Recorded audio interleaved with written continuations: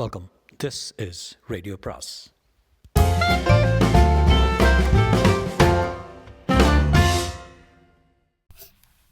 அனைவருக்கும் அன்பு வணக்கம். ராஜேஷ்குமாரின் மூடு பனி நிலவு அத்தியாயம் 16.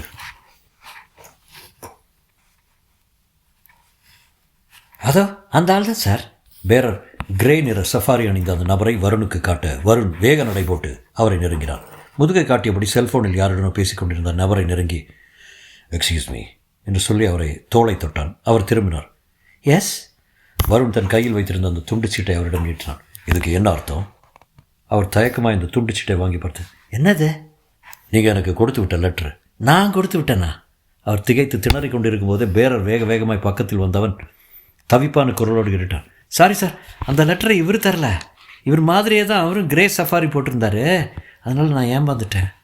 வருண் கோபமாக எரிச்சலாய் பேரரை பார்த்தான். அப்படின்னா இவர் கிடையாதா? இல்லை சார், கிட்டத்தட்ட இவரை போலவே அந்த ஆளும் இருந்தாலும் ஏமாந்துட்டேன். ஒரு நிமிஷம் இங்கே இருங்க சார், நான் ஒரு 2 வீலர் 4 வீலர் பார்க்கிங் வர போய் பார்த்துட்டு வந்துடுறேன். அவன் வேகமாய் வெளியேறி போக இரு, நாங்களும் வரோம் சொல்லிக்கொண்டே வருணும் பர்வதாவும் பேரரை பின்தொடர்ந்து போனார்கள். ஹோட்டலின் பார்க்கிங் பகுதியில் ஒரு 10 நிமிஷம் தேடல் பின் பேரர் தன் முன்னேற்றி சொரிந்தபடி அவர்களுக்கு முன்பாய் வந்துட்டார். சாரி சார், அது கிடைக்கல. இந்த லெட்டரை கொடுத்ததுமே பொறுப்பட்டு போயிட்டார் போல இருக்கே. அது ஏதாவது தப்பான லெட்டரா சார்? வருண் பேரருக்கு பதில் சொல்லாமல் பர்வதாவின் பக்கம் திரும்பினான். எனக்கு சாப்பிடுங்கிற எண்ணமே போயிடுச்சு பர்வதா, நான் வீட்டுக்கு கிளம்புறேன். நீ வேணும்னா சாப்பிட்டுட்டு வா. எனக்கு வேண்டாம், உங்கள் வீட்டில் ட்ராப் பண்ணிவிட்டு நான் வீட்டுக்கே போய் சாப்பிட்டுக்கிறேன். பேரரின் கையில் ஒரு 10 ரூபாய் நோட்டை திணித்து விட்டு இருவரும் காருக்கு வந்து உட்கார்ந்தார்கள். பர்வதா காரை கிளப்பிக் கொண்டே கேட்டான். என்ன வருண், லெட்டரை பார்த்ததும் அப்செட் ஆகிட்டீங்க போல இருக்கேன். இப்படி ஒரு லெட்டரை நான் எதிர்பார்க்கவே இல்லை. யார் என்னோடய நடவடிக்கை நோட் பண்ணுறாங்கன்னு நினைக்கிறேன். இப்போ கூட இந்த காரை ஃபாலோ பண்ணிட்டு வரலாம். சரி, உங்கள் அடுத்த ஸ்டெப் என்ன வரும்? உன்னோட கேள்வி எனக்கு புரியல. ஒரு சிக்னலின் சிவப்பு விளக்கு காரை நிறுத்த பர்வதா அம்பாசடர் காருக்கு பின்னால் போய் மெல்ல நின்றான். லெட்டரில் உங்களை மிரட்டியிருக்காங்கல்ல? ஆமாம். இந்த மிரட்டலுக்கு உங்கள் பதில் என்ன? லெட்டரில் இருக்கிற மிரட்டலை வேத வாக்க எடுத்துகிட்டு கீர்த்திவாசன் விவகாரத்திலிருந்து விலகிக்க போகிறீங்களா, இல்லை அந்த லெட்டரை இக்னோர் பண்ண போகிறீங்களா? வருண் மெல்ல புன்னகை செய்தான். பர்வதா, உனக்கு நான் ஒரு விஷயத்த சொன்னால் நீ ஆச்சரியப்படுவேன். எங்க ஆச்சரியப்படுவேன்? இங்கே பார்க்கலாம்.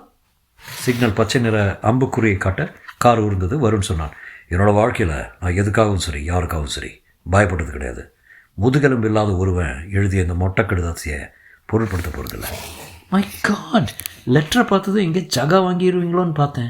நோ, எனக்கு சவால்கள் பிடிக்கும். மறைமுக எதிரிகளோட புத்திசாலித்தனத்தை உபயோகப்படுத்தி நிழல் போல செல்ல ரொம்பவே பிடிக்கும். தயானந்தனுக்கு கொடுத்துருக்கிற இந்த பணத்துக்கு இப்போ தான் மதிப்பு கூடியிருக்கு. அண்ணாசாலை நகரத்துக்குள் இப்போது கார் நுழைந்தது. வருண், நீங்கள் இப்படி தைரியமாக பேசுகிறப்ப எனக்கு சந்தோஷமாக இருக்குது. இந்த விஷயத்தை பாஸ் தயானந்த்கிட்ட சொன்னால் அவர் ரொம்ப சந்தோஷப்படுவார். இப்படி ஒரு லெட்டர் எனக்கு வந்தது பற்றி தயானந்த் சார்கிட்ட சொல்லலாமா வேண்டாமா? கண்டிப்பாக அவர்கிட்ட சொல்லணும். எந்த விஷயமும் மறைக்கப்படுறது அவருக்கு பிடிக்காத ஒன்று. நாளைக்கு காலையில் நான் அவர்கிட்ட பேசிக்கிறேன். கார் போக்குவரத்து குறைந்து போயிருந்த அண்ணாசாலையில் வேகம் பிடித்து சிக்னலில் சிக்கிக்கொள்ளாமல் சிந்தாதிரிப்பேட்டைக்குள் நுழைந்தது. சோகையான கார்ப்பரேஷன் டியூப்லைட் வெளிச்சத்தில் சிந்தாதிரிப்பேட்டையின் குறுகலான தெருக்கள் குளித்து கொண்டிருக்க வருண் பர்வதாவிடம் திரும்பினார். கார் என் வீடு வரைக்கும் வர வேண்டாம் பர்வதா, இப்படியே ஓரமாக நிறுத்திக்கிறார். ஏன் உங்கள் வீட்டுக்கு நான் வரக்கூடாதா? அது வீடு கிடையாது, ஒரு சின்ன ரூமு, பார்க்க ஒன்றுமே இல்லை. பர்வதா தலை சாய்த்து மெல்ல புன்னகை செய்தார். ஓகே, காரை இதே இடத்துல இப்படி ஓரமாக நிறுத்திட்டுமா? கார் ரோட்டோரமாக ஒதுங்கி நிற்க வருண் கீழே இறங்கினார். பர்வதா கேட்டான், நாளைக்கு எங்கே பார்க்கலாம்? நீ தான் சொல்லணும்.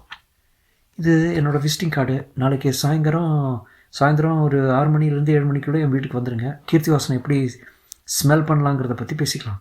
நான் இனிமேல் தயானந்த் சாரை பார்க்க வேணாமா? வேண்டாம், பட் நீங்கள் பார்க்க விரும்பினா எப்போ விரும்பினாலும் போய் பார்க்கலாம். பை உங்கள்கிட்ட ஒரு கேள்வி கேட்கலாமா? தாராளமா. உங்கள் காதலி ஜெனிஃபரை தினசரி மீட் பண்ணுவீங்களா, இல்லை வாரத்துக்கு குறிப்பிட்ட நாட்கள் மட்டும்தானா?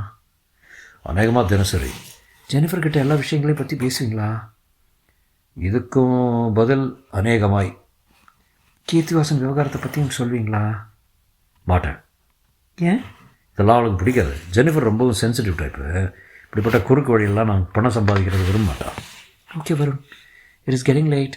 நாளைக்கு என்னோடய வீட்டில் மீட் பண்ணும்போது மற்ற விஷயங்களை பற்றி பேசிக்கோம். Good night. வருண் கையை செய்து விட்டு நடக்க ஆரம்பிக்க எதிர் திசையில் பர்வதாவின் கார் சிவப்பு விளக்குகளை காட்டியபடி சீறி போயிற்று. வருண் நடந்தான். சிந்தாதிரிப்பேட்டையின் குறுகலான தெருக்கள் சாக்கடை வாசனையோடு வெறிச்சோடி போய் தெரிய அண்ணாச்சி தன் மளிகை கடையை பலகைகளால் சாத்தி கொண்டிருந்தார். வருணை பார்த்தும் சிரித்தார். நிதமையே, சினிமாவுக்கு போயிட்டு வரீங்க? ஆமாம். ஒரே வார்த்தையில் பேச்சை முடித்து கொண்டு நடைபெற்றேன். கடை நாளைக்கு லீவு. சிகரெட் வேணுமா தம்பி? வேண்டாம், போன வாரமே சிகரெட் பிடிக்காத விட்டுட்டேன். அட!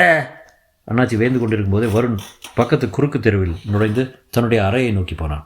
டியூப்லைட் கண்ணை மூடி இருந்தது. இருட்டில் நடந்து நெருக்கி அடித்து உட்கார்ந்த வீடுகளுக்கு மத்தியில் ஆஸ்பெஸ்டாஸ் கூரை வைந்த அந்த அறைக்கு முன்பாய் வந்து நின்றான். பெரும் நிசப்தமும் பார்ட்னர்ஷிப் போட்டிருக்க வருண் கையில் இருந்த கரன்சி நிரம்பிய பிரீஃப் கேஸை கீழே வைத்துவிட்டு பூட்டை திறக்கும் முயற்சியில் ஈடுபட முதுகில் அந்த தொண்டை கனப்பு சத்தம் கேட்டது. வருண் திகைப்பாய் திரும்பினான். ஜெனிஃபர். யமுனா மனோன்மணியை கலக்கமாக ஏறிட்டாள். குரல் தொண்டையில் இடறியது. அது வந்து மனோன்மணி இடது பக்கம் தலையை சாய்த்து புன்னகை செய்த. நான் லாயரு, எங்கிட்ட போய் சொல்லக்கூடாது. இன்ஸ்பெக்டர் பால் பாண்டியன் இந்த ஏரியாவில் சப் இன்ஸ்பெக்டராக வேலை பார்த்தவர். என்னோடய கிளைண்ட்டில் ஜாமீனில் எடுக்கிறதுக்கு 2-3 தடவை போலீஸ் ஸ்டேஷனுக்கு போன போது வழக்கம். உனக்கு எப்படி அவர் பழக்கம்?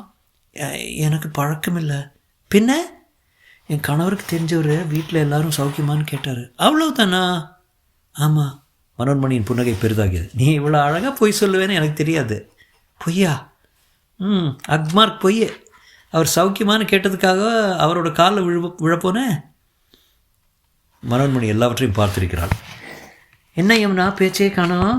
இன்ஸ்பெக்டர் பால் பாண்டி ஒரு கண்டிப்பான போலீஸ் அதிகாரி. அதுவும் இல்லாமல் அவர் ஒரு நாத்திகவாதி. கோயில் குளத்துக்கு காரணம் இல்லாமல் வரமாட்டார். உன்னை பார்த்து வீட்டில் எல்லோரும் சௌக்கியமானு கேட்குறதும் நீ அதுக்கு பதில் சொல்கிறதுக்கும் ஒரு 1/2 நிமிஷம் நேரம் போதும். ஆனால் நீ 10 நிமிஷம் பேசியிருக்க. பேச கண்ணில் தண்ணி. திடீர்னு அவரோட காலில் விழ பார்த்தேன். ஒரு இன்ஸ்பெக்டரோட காலில் குற்றவாளி விழுறதை பார்க்குறது தான் எனக்கு பழக்கம். நீ எதுக்காக அவர் காலில் விழணும்? யமுனா யோசித்தாள். மனோன்மணி ஒரு லாயர். இவரிடம் உண்மையை சொன்னால் இந்த இக்கட்டிலிருந்து விடுபட வழி கிடைக்குமா, இல்லை விவகாரம் பெரிதாகி வீதிக்கு வந்து விடுமா? முகம் உஷ்ணமான வியர்வையில் நிரம்பி நெற்றியின் மையத்தில் இருந்த குங்குமப்பொட்டு இழகி ஒரு சின்ன கோடாய் வழிந்தது. மனோன்மணி அவளுடைய தோள் மேல் கையை வைத்தார். நீ ஏதோ பிரச்சனையில் மாட்டிகிட்டு இருக்கேன்னு என் மனசுக்கு படுது. சரியா? அது வந்து உனக்கு விருப்பம் இல்லைன்னா சொல்ல வேண்டாம். ஆனால் ஒரு விஷயம், நீ இப்படி தனியாக வந்து ஒரு போலீஸ் இன்ஸ்பெக்டரை சந்தித்து பேசுகிற விஷயம் உன்னோட வீட்டில் யாருக்காவது தெரியுமா? யாருக்கும் தெரியாது. யாருக்கும் தெரியாமல் உன்னால் இந்த பிரச்சனையை டீல் பண்ண முடியுமா? என்னால் கண்டிப்பாக முடியாது. இந்த போலீஸ்காரங்களை பற்றி எனக்கு நல்லா தெரியும். ஒரு 2 நிமிஷம் அப்படி உட்காந்து யோசனை பண்ணு. அதுக்குள்ளே நான் நவக்கிரக சன்னதியை சுற்றிட்டு வந்துடுறேன். மனோன்மணி கிளம்பி கோயிலுக்கு பின்பக்கம் இருந்த நவக்கிரக சன்னதியை நோக்கி போக யமுனா தன் உடம்பில் ஓடுகிற மொத்த ரத்தமும் வற்றிவிட்ட உணர்வோடு அப்படியே தளர்ந்து போய் உட்கார்ந்தாள். தொடரும்.